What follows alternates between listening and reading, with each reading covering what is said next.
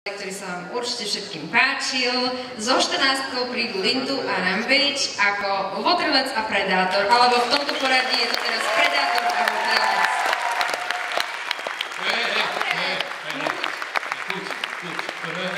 To vlastne vieš čo, jeho môžeš.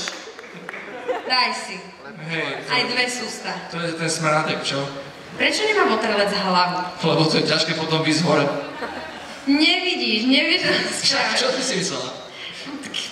Dobre. Počúvajte, ale toto je fakt perfektné. Takže na toto musím povedať iba jedno, že wow. Perfektne, perfektné. Toto vieme, čo je, to už sme si overili. Toto bude všetko ručná výroba, je to pravda? Áno. Ako dlho to trvalo? No to je tretia verzia, presne tie hlavy, dve mám ešte doma. Počkej, ty máš doma takéto hlavy len tak niekde vystavené. No, lebo tie dve sa nedali veľmi nosiť, lebo boli veľmi ťažké. A čo povie návšteva, keď dojde a doma ich uvítajú dve hlavy? No tak tam je už viacej takých vecí, že tak divne pozerajú. A rodina s tým zatiaľ problém nemá. Ale počkaj, ale tie hlavy sú vždycky iba vyrobené z niečoho, že? No, dobre. Dobre, a ešte nám vieš povedať aj, ak môžeš, že z čoho si to vyrábala? No ja som to pôvodne chcela celé odliať z latexu, len to je strašne ťažké potom. Tak vlastne som sa snažila vyrezať to z toho polystyrénu, alebo myslím sa to volá novodur. A jednak to bolo také ľahučké a dobre sa to vyrezávalo. Dobre sa ti nosí Votrelec? No, ako sa to vezme, tak... Bola si v tom aj v elektríčke? To nie, ale... Prečo?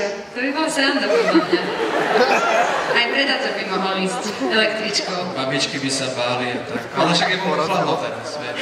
Možno by sa nebali, pretože ja mám skôr obavu, že by ťa niektorá babička napadla. Alebo skôr by odsásek ostal v dverách a... Fíha. Pozri, a Predátora kde vyspovedáme? Čo ja vidím niečo zaujímavé, čo sa mi fakt, že páči. Ja nič nevidím, ja mám strach ísť pred neho, lebo ma zapadnú zase. Toto. A aj sa ti otvára tá maska? Nie. A vieš, že to je celkom dobré? Lebo tie zuby sú fakt škaredé. Ale inakšie to vyzerá naozaj veľmi dôveryhodne. Perfektný kostým. Predpokladám, že toto je zhruba z tých rovnakých typov materiálov ako toto. Vy ste na tom spolupracovali? Spolu ste robili? Každý sám. Na diaľku ho Votrelec buzeruje. Dobre. Fajn, tak tento vzťah určite dobre funguje.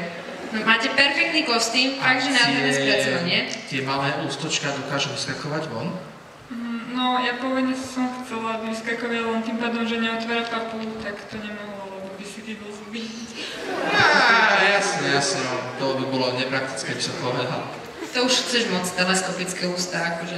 Skôr tam veľa vecí, ktoré boli nemožné, ako ich človek znal. Možno na budúce. Super, takže ďakujeme veľmi pekne za účasť týmto dvom protagonistom Votrelca a Predátora, konkrétne Lindu a Rampage, a ich číslo je 14. Keď budete za nich hlasovať, nezabudnite napísať číslo 14.